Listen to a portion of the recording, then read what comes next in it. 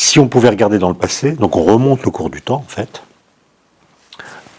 avec les équations d'Einstein, dans lesquelles on tient compte de l'expansion de l'univers, et bien on remonte dans le passé et on voit que l'univers observable, à mesure qu'on s'éloigne du présent, pour aller de plus en plus loin vers le passé, cet univers observable diminue de taille. Sa densité, évidemment, de matière ou d'énergie augmente, et sa température augmente également. Mais quand on extrapole les équations aussi loin que l'on peut, alors les équations d'Einstein indiquent qu'on va converger vers un point qu'on appelle une singularité, qui correspond à une température infinie, une taille d'univers qui est nulle, c'est un univers ponctuel, avec une densité de matière qui est infinie. Ce qu'on appelle une singularité.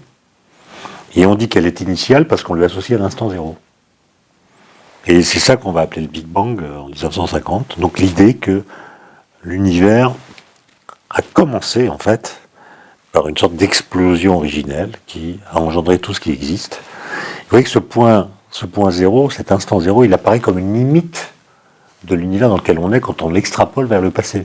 C'est pas un zéro qui démarre dans un univers précédent. Okay.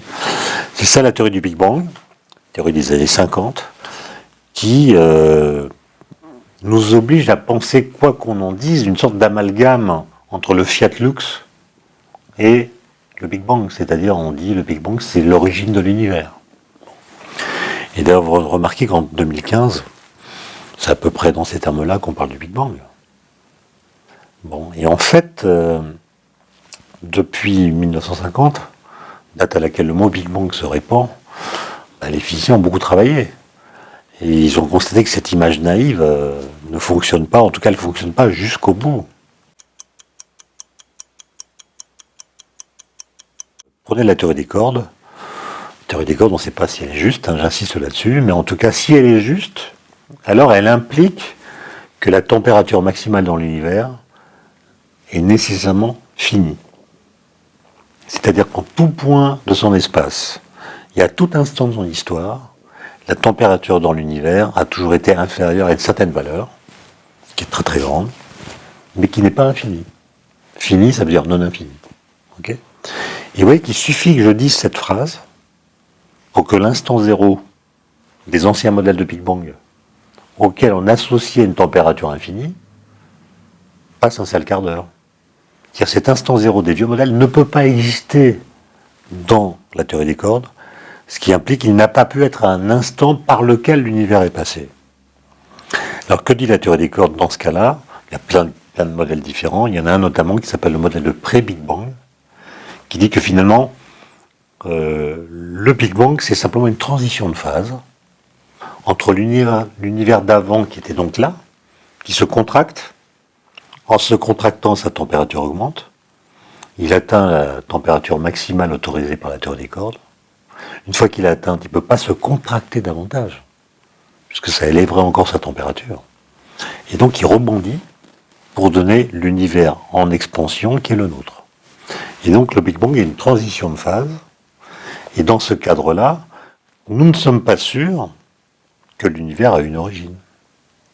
Parce que qu'est-ce qu'on appelle l'origine de l'univers? Si on prend les mots au sérieux, l'origine de l'univers, c'est la transition entre l'absence de toute chose, disons appelons ça le néant, et puis l'apparition d'une première chose. Si vous me dites qu'à l'origine de l'univers, il y avait ceci ou cela, le vide quantique ou n'importe quoi d'autre, un trou noir, bon. Vous dites au début, il y avait ça, et c'est ça l'origine. Et si cette chose qui était là au début avait toujours été là, c'est que l'univers n'a pas eu d'origine, puisqu'il y a toujours eu quelque chose. Si au contraire, cette chose n'a pas toujours été là, ça veut dire qu'elle est l'effet d'une cause qui l'a précédée. Mais si elle est l'effet d'une cause qui l'a précédée, c'est que c'est pas l'origine, puisqu'elle-même a une origine. D'accord? Donc vous voyez que l'origine est une chose dont on parle avec une certaine désinvolture, alors qu'en réalité c'est un problème. Donc dire que l'univers a une origine, à mon avis, ça veut dire que l'univers a été précédé par du néant.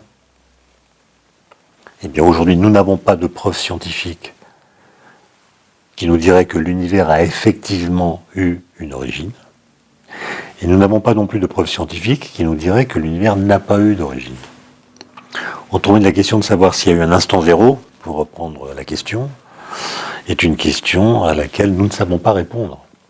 Et donc c'est une question ouverte qui nous est toujours présentée comme fermée. On dit, il y a eu une origine, il faut trouver laquelle. Eh bien, c'est pas si simple.